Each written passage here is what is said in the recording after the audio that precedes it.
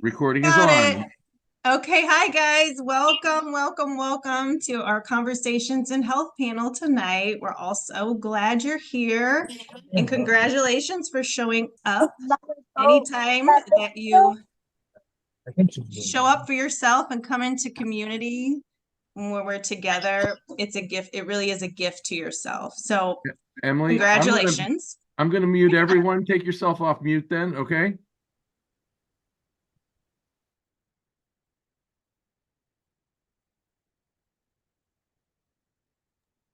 Okay, so tonight our Conversations in Health topic is decluttering your life and losing weight in the process. My name's Emily. I'm a certified health coach, and I really love this topic. It's an ongoing process for me. And so we decided tonight we would take a deep dive into this topic. It's been shown that excess clutter is connected and related to being overweight and obese. So this is a great place to start. Tonight, before we get started, I'd like everyone to put in the chat, take a deep breath and put in the chat, where in your life do you feel like you need decluttering? And where is it getting in the way of you living your best life?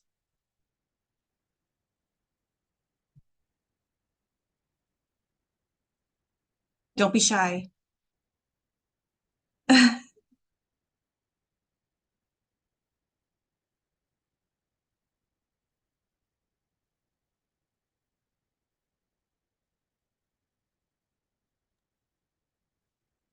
And it sounds like we've got a bunch of things there. Mentally, physically, relationships, job. My basement, Oh, love that one. Moving. Got a lot of good answers there. So, nice. Emily, why don't you take it away? So we're going to have an interactive conversation and we're going to cover 4 areas. We're going to cover mindset, our surroundings and environment, our relationships, and our body. So I want to start with Greg.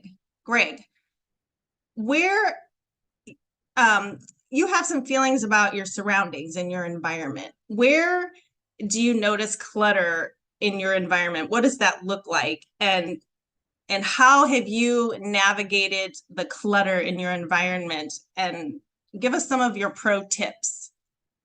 Well, definitely like you, it's an ongoing process. It's like the laundry, it's never done. I notice that if I'm busy, clutter seems to accumulate. And I used to have a friend who was a consultant and she was an expert in clutter. And she taught me this, that the word clutter comes from a Middle English word, clotter, like a blood clot.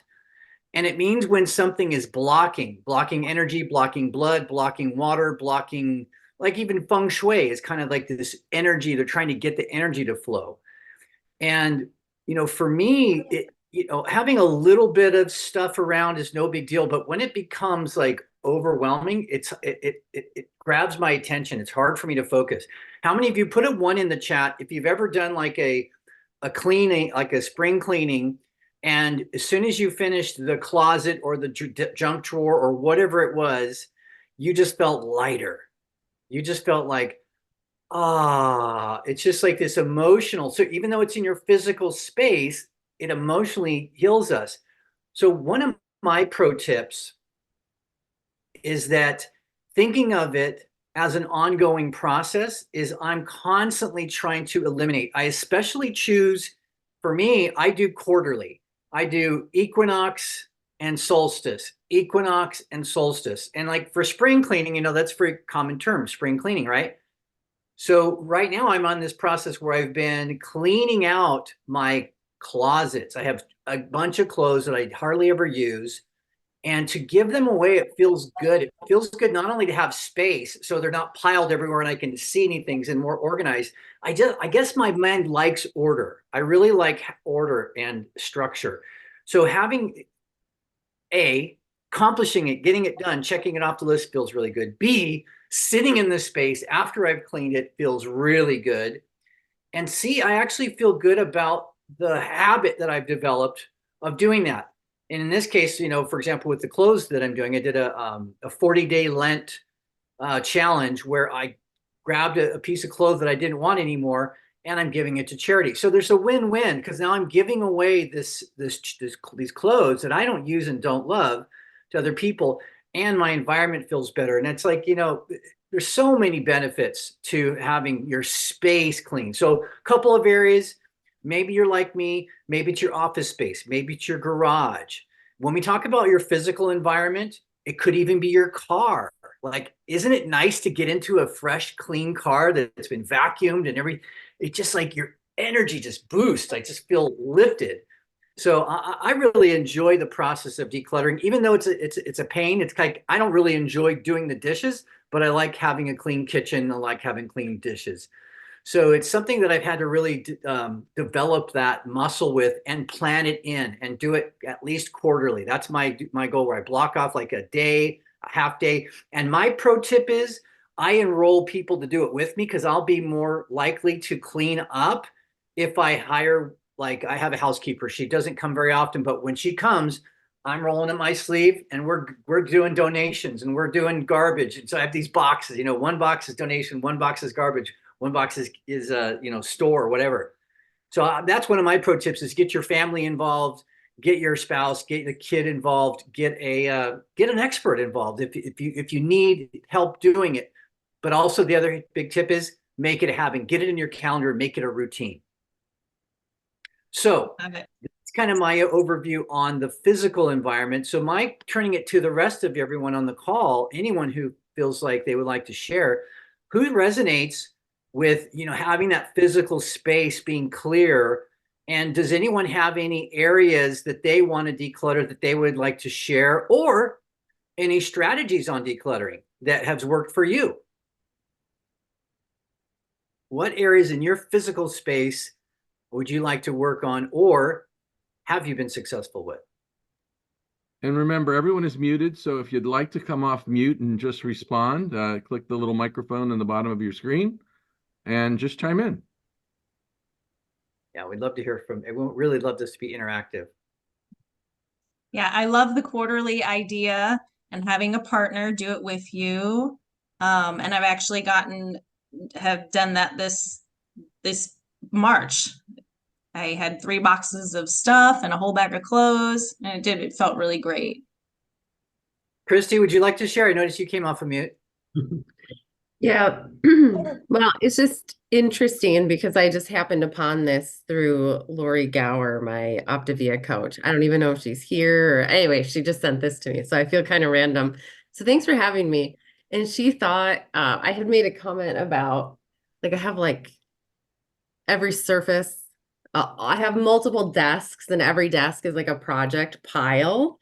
And and so she was like, you might be interested in this. She's like, I don't know, just putting it out there. So I would say it's like it's my to-do list, it's mental, it's physical, it's my written list. It's all kind of tied together. So it's hard to say, but I just feel like I'm always digging myself out of like what the things I start, I'm like, I'm going to finish. So the list just grows and grows instead of me just giving up on it or saying this is no longer important. But I've also been having I'm a sort of in a new relationship, and like I think he was like, do you use your table? Like he finally said something, and I was like, no, that's where that's a workspace. And he was like, well, where do you eat? And he was like, and it's not and I have 2 other desks. So he's like, I have plenty of space. And so I don't know, finding my way out of that is what I'm inspired to do. Good for you. Thanks Nice. for being here. Thanks for sharing. Yeah. Anyone else listening can relate to Christy and have any tips. If you feel like you've got piles, and it is like the laundry's never done, and you just can't give up. You got to keep trying. You got to keep trying to keep up with it. But anyone else have any comments for Christy? And I just want to add, it's like the most organized, I guess, clutter, right? I mean, it's like, oh, it's all there. You know where everything is. He's like, put it like, we could build you shelves. And I'm like, well, then I wouldn't be able to see it. So, so anyway, I love it. tips, please. Yeah. Yeah, it's well, the next section here that we're gonna lead into is shall we talk about the 6 inches between the ears, Larry? Can we segue into that? Well, absolutely. Emily, I'm going to be honest with you. This is, I think, the part of clutter that hits me the hardest. As an OBGYN physician and surgeon for years, we had to-do lists that are huge.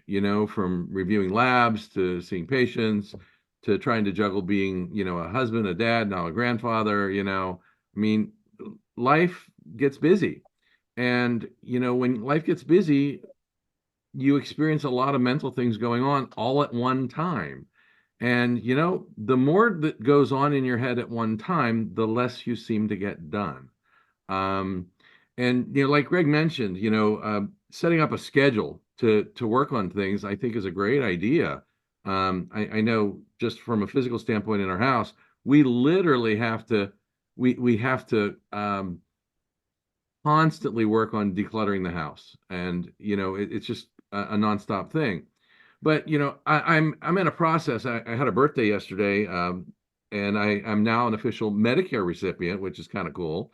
However, with that comes a different set of stressors. There's a shift in income stream. There's this self-talk going on in my head about, okay, you're above the age of 65, and no man in my family lived beyond the age of 65 on my father's side. So, it's a little uncharted territory. And, I kind of get freaked out a little bit by that. So how do I deal with it? Well, I think I have to focus on really what's important in me, in my life. I constantly go back to what are the most important things. And, my wife, my daughters, and now my grandchildren. I think that's the most important things in my life. And making sure that I focus on them at all times. I know that they're there at all times. I mean, even the lock screen on my phone is my grandbabies looking back at me the moment I open my phone or touch it, which is kind of cool. But beyond that, I think mental clutter comes in today's world through the computer and through our phones. How many of us have ever been a slave to Facebook or Twitter or some facet of the internet, social media, TikTok, whatever it is? I mean, and I dare you to watch the news and not get crazy these days, So there's so many things going on in the world right now. I mean, the United States is on what, 2, 3 war fronts and maybe 2 or 3 more I mean, there's so many things going on in the world that if I try to focus on all of those, then I don't focus on me and the things that are important on my life. So how do I deal with that? Some tips. To me, I think we have to let ourselves kind of get away from some of that, limiting computer time, limiting time on social media. I think, not watching as much news or listening to as much news or being extremely choosy of what news agencies or programs we actually buy into, because everything is tainted in so many ways. So I think for me, I have to set schedules, set time limits, and I have to constantly have reminders of the things that I think are most important. So that's how I deal with it personally. But you know what? We've got a bunch of people on this call tonight. We got like 21 people here. I'm sure that other people have experienced some mental clutter and mental frustration at times. So who on here would like to take themselves off mute? Do you have something that your brain gets cluttered and it really stops you moving forward? And I know for me, when I've got 50 things going on, I have a tendency to eat and sometimes eat the wrong things, and I move my body in the wrong direction. I do mindless eating when I'm focused on too many things at once. So I have to draw myself back and do mindful decisions, mindful eating, and hence I can stay on my personal health journey better. So if someone else who's on here wants to take themselves off mute, would love to hear from you.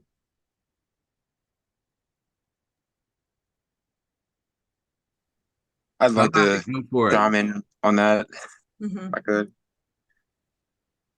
Um, just to touch on what you said, Doctor, well, I just spoke to you about it, but with me, it's been my job. Um, it's not just um, felt like it's cluttered me like up just mentally, but physically as well. It's got to the point where it's so demanding time wise and spending all my time there. It feels like it's just taking a toll on me, physically as well. And I think one of the things, no, that you said is, you focus on, what matters to you. Uh, and for me, I struggle with that at times, but I think also, me trying to continually focus on the things that, that are important to me, have actually helped me get through it, to, just not lose focus of that. Sometimes it's a little difficult because it just, it can seem overwhelming. And I think in the past, what affected me the most was, how, like you said, people can get overwhelmed by like Instagram, Facebook, and TikTok. I was using those things as, things to help relieve stress. And really all it was doing was just overloading even more.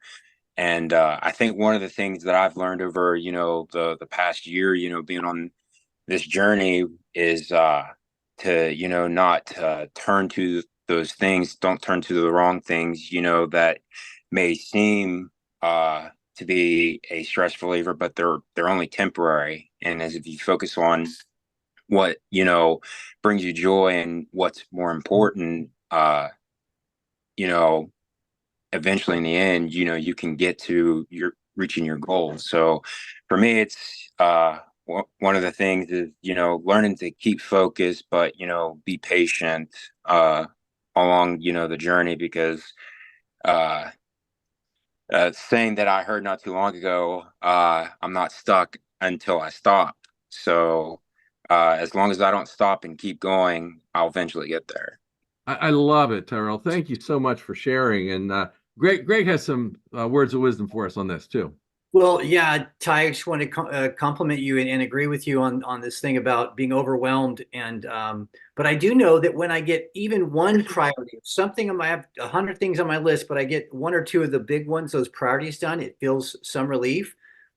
But the thing I wanted to say about your comment is that you can tell what's toxic. It's like, so not all things in your space are toxic, but when things become toxic or addictive, or like you're using it as a tool to change your emotional state, then you can know you're kind of going down that rabbit hole. So I wanted just to bring up that word of, toxic distractions, toxic relationships, toxic food, toxic clutter, and just being aware that those things do take a toll on us emotionally, physically, spiritually, in so many different ways. But I love that you're just focusing on your priorities, getting one thing at a time, because then that's the only way to eat elephant is if you got a lot of stuff to work on, you got to do it one bite at a time. So good job. Awesome. Emily, take her away. Yeah, all this stuff is resonating with me. The one thing that came to mind was the do, delay, delegate, and delete. And it reminded me of what Doc was saying about what am I prioritizing? What are the big rocks in my life? And then all the rest of the stuff just needs to be deleted. Okay, so now let's move into relationships. That was one of our topics. Whitney, we all have relationship challenges. Would you share with us some of your top tips on how you navigate unhealthy and toxic relationships and what your experience has been with that? Absolutely. Well, first of all, I just want to say thank you so much because I'm so grateful to be here. All of this, I feel like I'm receiving, and it's nice to be able to have this moment with all of us who are interested in the same topic and in growing and learning and graduating together. And as far as relationships go, first of all, I just moved to Delray Beach, Florida, and it's been really interesting as I'm building my new networks, going to networking meetings and connecting with new people and feeling sometimes overwhelmed. I'm so fortunate that I have women here and people that I am bringing into my life as friends, and getting really clear for me on the type of relationships that I want to engage in my life and the people that I want to surround myself with. And let me just say, I'm pretty open about this, but I have been sober from the spirit of alcohol for 24 years, but I like to smoke a good cigarette. If I could do an addictive pattern of behavior, or the other day I went downstairs, there's a pie and cake shop right beneath my apartment complex. And I'm going through a lot of things right now that I'm not going to get into details about, but I'm keeping my focus on what I'm grateful for. And it's that retraining my brain. But I go down there and I just wanted to see all the things that are gluten-free and keto. And I talked to the woman, I was, asking questions about it. And I said, you know what? I'm going to go upstairs, stop, challenge, and choose. And I decided to not eat something while I was in my emotional moment. And instead, I went upstairs and gave it a second. But as far as other relationships, even this morning, I'm doing an Insta live every day with a friend of mine. And, she's going through stuff too. Everyone seems to be going through something right now. So I can't wait to turn it over and see what kind of exciting thing other people are navigating. But I think the number one relationship I have is the relationship with my thoughts. And I heard that from Jim Defner. And so when I get clear that, and this conversation that I had with one of my besties this morning was super challenging. But what happened was, because I use meditation, I use mindfulness, and I've been doing this for 22 years as a practice, rather than taking anything that was said personally, I realized it was a reflection of her own stress, everything that's going on with her. And when I let that wave pass, rather than getting swept up in it, and I sat back, I took a deep breath, and we actually did a meditation live so we could ground. It changed the entire experience.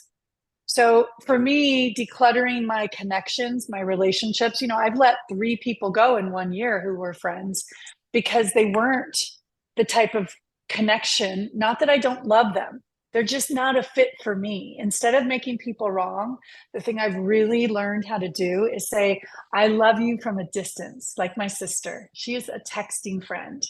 And she's my blood sister, but she is not a healthy person that I can have close to me, because she might have a glass that's full of wine and make it look like it's soda water and hand it to me.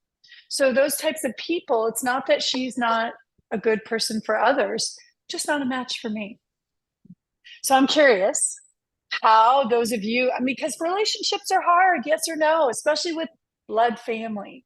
So, and I think most of us take things personal. I think it's been a practice of mine. The 4 Agreements is one of my favorite books. Never take anything personal. But how do you all clear out your toxic relationships, navigate them, and not let them, a drowning person, if you go in and try to swim and save someone drowning and you don't know how to swim, they're going to drown you too. So how do you all, who has a really nice way that you have navigated a relationship that wasn't healthy, even if it was just with food, alcohol? Like I had to let alcohol go. Still have a romance with nicotine, but I'm breaking up with that every other week. What about those of you? How do you see your relationships, and do you have any toxic relationships that you've chosen to release, or how do you navigate them so they don't clutter your life? Anyone? Yeah, sometimes for me, it's just keeping my mouth shut, especially with family members. And then, some friends, I had we can call a breakup. I had a friend for over 20 years and I just wasn't meeting her expectation. And it was because I was taking care of myself and she was not used to that. She was used to me being the dumper. I'm going to dump all my stuff on Emily. She's going to sit there and listen for 10 minutes. And when I stopped doing that, when I change, some of the people just kind of fall out of your life when you change. My family, I have an obligation to them, and I have a relationship with them for me, not for them. It's for me because I just want to be the best daughter that I can be, the best sister. But a lot of times it's, what having my boundaries. I show up just like if I show up at a buffet, which I don't do that anymore. But if I show up at a party and there's a bunch of food or whatever that I'm going to emotionally eat or whatever, I'll arrive late and leave early, say my hellos and goodbyes. And it's the same kind of thing with my family. And I get to the point where if they have a problem with it, that's their problem, not mine. So anyway, Wow. that's my take That takes on it. courage, Emily. That's amazing. What about you, Larry? That's for us. Go ahead, Larry. Exactly. God. Well, when I Godless. look at relationships that you struggle with, biggest thing for me is family that I know needs to change but won't, and that used to frustrate the living daylights out of me. And I had to get to the point where it was like, it's okay to let them be them. I have a mom who's happy being obese and miserable. I've got a brother who's happy being obese and miserable. And that's okay. I had to be able to let them go. I can still love them. I just can't hang my hat on their decisions and their choices, and that's tough. When you really love somebody and you'd like to see them thrive and you know that they're barely surviving, that's an issue. That's a problem.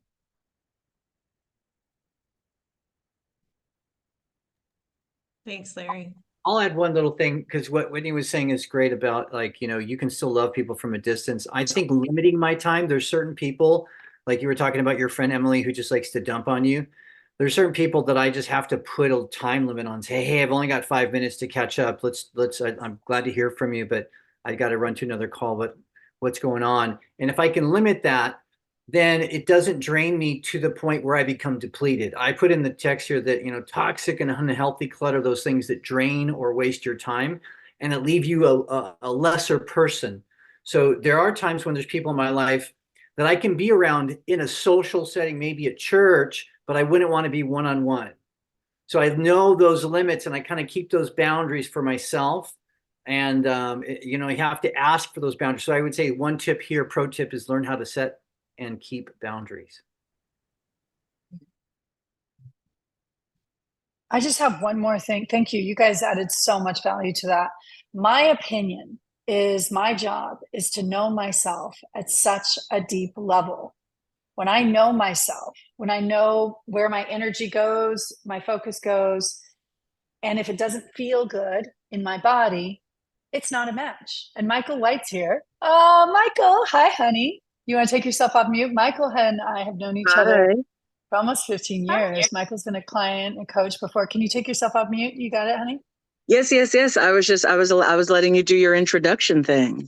Yeah, your introduction thing. And you've done incredibly well on program. I'm so proud of you. I'm glad you're here. Thank you very much. So I just wanted to just mention something I thought that I should mention. And I think that you've been wildly instrumental in getting me to arrive at this point myself. But when we talk about toxic relationships, and it's easy to sort of look at our family members and recognize ways that they're not for us, or that although they may mean well, it's not behavior that's going to push us in our best directions. I think a lot of times it's so much harder to recognize that toxic behavior in ourselves. And when we are the other person on the side that's working against the things that we want, and we can sort of roll it up into rationalizations and roll it up into excuses and roll it up into passes that feel comfortable. So we continue to shell them out because we're always right there to collect them. But it's really hard sometimes to, just like one of the women were saying, that just learning when to close your mouth. I think that can also be said, learning or sort of observing, right? And being able to step back, and when you see certain behaviors in yourself, just kind of say, I recognize that girl. I'm not falling for it. I recognize that girl. And that girl sometimes that lives inside us, or that boy or man, sometimes they are afraid to see us shine. And we have to also just be mindful of that too. Well Nice. said. Great contribution, Michael. Thank you. And thanks for Rudy. being on the journey. She had a rough day too today, and it felt so good and nourishing to reach out and talk to her about what was going on, and the fact that she sent me this little gift where two women are make-upping each other. It was so cute. I love you, Michael. I love you too. Thanks everybody. So we're getting close. We're getting at the end of the meeting. The last area we're going to look at is I'd like it to open this up to everybody as a general, just have it general for the group. We're going to hit on the clutter and toxicity in our body. So who has some examples about how clutter or toxicity in your body may show up? Like perhaps medications. Whitney mentioned alcohol, if you smoke, some other ideas of toxic food, sugar, sleep. How Emily, what one does of this the look like? Mm-hmm. I just want to add to that, just because what I feel, I want to just share this. When there's an addiction, which not everybody is familiar with. I mean, I'm not going to say raise your hand if you've got an addiction, but when there's that addiction for me, there's a pulling. I can feel it pulling me. There's like this invisible cord that's attached to whatever it is. And that sugar, when I went downstairs to almost get that piece of pie, fortunately, I have my little bars, my little portable food, my like when I'm quitting smoking, I'll use cigarette gum. And for me, that's what the food is. It's that little lifesaver, because I know I'm going to feel like crap after I eat something that's not taking me in the direction I want to go. So thank heavens for our travel food. I know. Absolutely. And what you're talking about, something pulling you, I mean, I was raised on chocolate and pizza, and, and certainly I feel pulling, but they're pulling from two different directions at the same time. And, when you're raised in a house that always had a 10-pound solid chocolate candy bar in the house, you basically got addicted to it over time. But, when we look at the things that are toxic to our bodies, I mean, try reading the potential side effects and adverse effects of any medicine on the market, even over the counter things. Try watching a TV commercial and they talk about a medicine, but then they list 40 things that could go wrong if you take this medicine.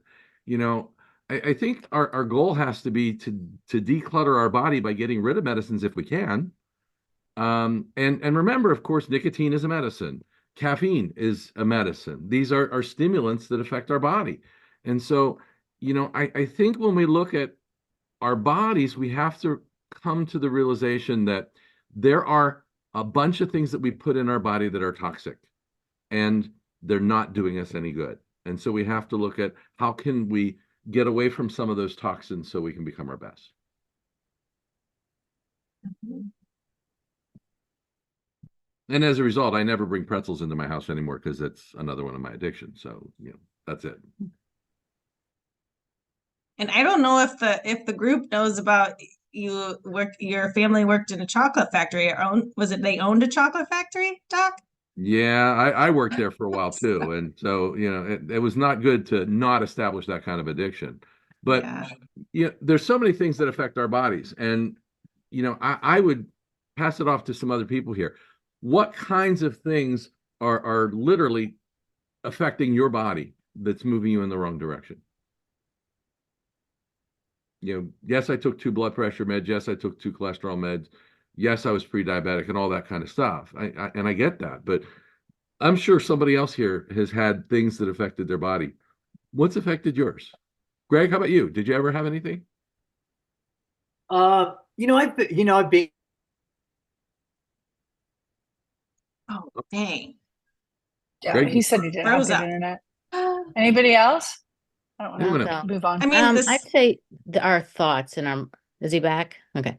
Our thoughts affect our body. So when we're under a lot of stress, that's going to cause a lot of physical ailments. And for Whitney, I'm kind of like you. I got that addictive addictions in my addictive personality. So, it could be alcohol, and then it was cigarettes, and then it was soda, and then it was caffeine, and then it was, food and sugar. So when you have to control your thoughts and take captive that, and just like with the stop challenge choose, but also to just focus on the positive part of that and getting away from that and rewiring our brain in order to get away from the stresses that we have, because when we have all those stresses, then it can show up in all these physical things that we have. You think about something and you're stressed out, your heart rate can go, and you stay in that state, you're going to have heart damage. And when you have a lot of stress going on, it can, end up in stomach ulcers. So all that stuff can just be so physical. So I think one of the first things we need to declutter, like you said, is our mind and our thoughts, and reprogramming that. Awesome. Thanks, Sue. Really I would good. echo what Sue was Thank saying, if I could. Sue, I think it's very holistic and people don't realize how holistic it is. Like if the toxic in your body could be like mold, or for me, when Larry asked the question, I was about to say, I go surfing a lot. And sometimes I go to these foreign countries where there's stuff in the water. You get a big flood and you get stuff in the water. And I've had some of that. So there's this need to like prevent the negative stuff from getting in here, because then we have cortisol and adrenaline and we have that emotional stuff. And then we have to be active with our environment to make sure that we're minimizing that and getting out and eliminating toxins in any way we can. I've had a few friends lately that have had some real difficulties with mold and mildew in their houses. And it's like they don't know what it is. It takes forever to figure it out. But then they have to do a massive detox to get rid of that. And then they have to rebuild their immune system. So it's a multi approach. It's like that's what I got from what you were saying, Sue, is it really needs to be a multi-directional approach. Yeah, exactly. Yeah. And especially with all the stressors that we have, they can be environmental, they can be, mental, they can be, spiritual stresses, stuff that we're just not, relationship stresses, affects the body in every way. So, And one thing in general that we know is stress in general lowers our immune system. right. Absolutely. Whether it's physical, chemical, structural, emotional, it lowers our immune system. So anything you can do to eliminate that stress, get it out, detoxify, prevent it from coming back, and then strengthen your immune system, because that's a whole other thing, is to strengthen your immune system. That's a lot of what Optavia does. We do. And by the way, in element number 5, which is about your surroundings, Dr. A spends quite a bit of time going into strategies on how to create optimal health surroundings versus surroundings of disease. And we have to stand guard. We have to be very vigilant we live in a toxic world. Bottom line, we have to stand guard to try to protect ourselves and our families. Well, Greg, that's a great segue into kind of a wrap up here tonight. If anyone else has another comment, I'd love to hear you chime in. But I'd like to wrap up with just a couple of ideas here. Anyone else have any thoughts before I wrap this up? Looks like Monica raised her hand. Monica, go ahead. You gotta take yourself off mute if you want to speak. She was Nope. just waving at me. Just waving. That's fine. So anyway, to make a long story short, our world is designed to be toxic. It really is. We have so much stuff coming in at us from so many different directions. Unhealthy food readily available and cheap. Healthy food not as readily available and expensive. That's the neat part of being on a health journey in this Optavia way of life, because we've got an incredible program that includes a coach who's there as a guide and a mentor to guide you every step of the way as you move forward in your personal health journey. We have a whole system that helps you deal with that 6 inches between your ears, and that's really what the Habits of Health Transformational System is about. It's how to change your thinking so you can better equip and arm yourself to deal with the world and the environment around you. And beyond that system, though, we do have clinically proven nutritional products to help someone who's struggling with food addictions, and for me, thank God we have our decadent chocolate brownie with Greek yogurt chips because it gives me my chocolate fix. So we have a structured eating plan that can help someone not only lose weight, but as you reduce your BMI, you're also reducing inflammation in your body, and inflammation in your body causes all kind of crazy things going on. But most important, these calls, things like this, it's part of community. We are all striving to be better. And, by being involved in the Optavia way of life and being involved in the Optavia community, you really feel like you're not on your own personal health journey, but you're on a journey with a bunch of people that have a like mindset. So what I'd like to close with is, we have the ability to, first of all, congratulate you for taking time to be here this evening. You're investing in you, and that's really what tonight is all about. But someone invited you here, and that someone can be there to support you every step of the way if you're ready to make a decision to work even further on your health. You might be on your journey already, or maybe you haven't even started. But reach out to the person that invited you. Share what you got from tonight's discussion. And, before you know it, you may be able to start moving forward in your own personal health. And if you haven't started already, or maybe you started years ago and just haven't really done anything for a long time, what I would say is our company has actually got an incentive going on. So if somebody decides to jump on board with us, get involved in all of those pieces and components, they're actually willing to give you savings of nearly $300 in your first 2 months, which is pretty cool. And that's something that they've never done to this magnitude. So, I'm excited to be able to share this with you. And Greg, you have something you'd like to add? Yeah, I was saying one of my pro tips was do this together. So do this with your coach, do this with a family member, do it with a housekeeper, whatever, somebody who's good at organizing. But one thing we can do is we can support each other and set some goals right now as we leave the call. So no one has to do this. Everyone's invited to. But my suggestion is pick your first bite of the elephant, like we were talking about with Ty. Pick that first bite of the elephant and either come off mute or put it in the chat and share what's one area of your life that you want to declutter and why it would be helpful for you.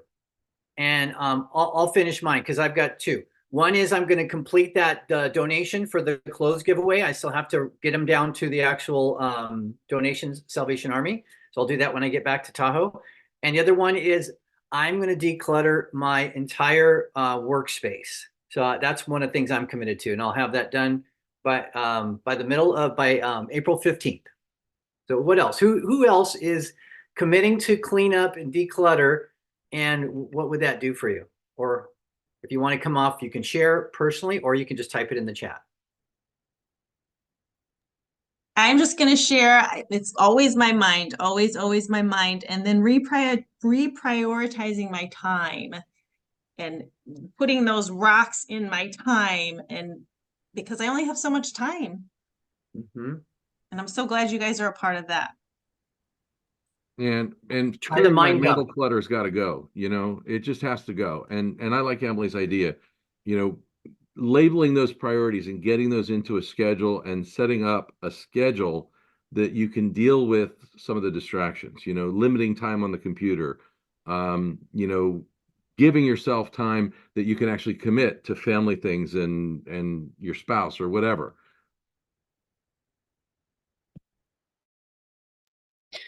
So one of the things I just wanted to share that I'm doing every day that everyone's invited to is this is a way that I'm decluttering for my body in that I'm focusing, and that is daily planking. And one of the things that it's helped me with, when we're done with this, I'm planking, and I think it's a little off track, but I needed to share it because I wanted to make sure I extend the invitation if anyone wants to join me. Having this community, I have another coach that is doing daily planking as well. And he's the one who wanted to do it and just started videoing himself planking. And so I started to do it. And the community part of this, as everyone's been talking about, there is nothing quite like it. Nothing for me that makes me do something so committed as when someone else does it. So I was thinking maybe we all have a challenge and we come back here and talk about what that might be, but I think we're wrapping it up. So Oh yeah, but we have another call, Larry, right? On Monday. If anybody wants to, I'll let Doc tell you guys about that. Yeah, our organization does host Monday night calls, and there's Optavia Community Time every Monday night at 8 o'clock Eastern, and those are archived and recorded on YouTube if you can't watch them live. But they pick a healthy based topic, and you get one of the top leaders that discusses a healthy based topic, and those are free, and they're available for you. I like them because they're also available on podcast, and you can go down the road and listen to it in the background. So all you have to do is reach out to the person that invited you, and they can give you the information on how to join those. But we'd love to have you, and I'd like to once again congratulate you for being here, and have a great night, everyone.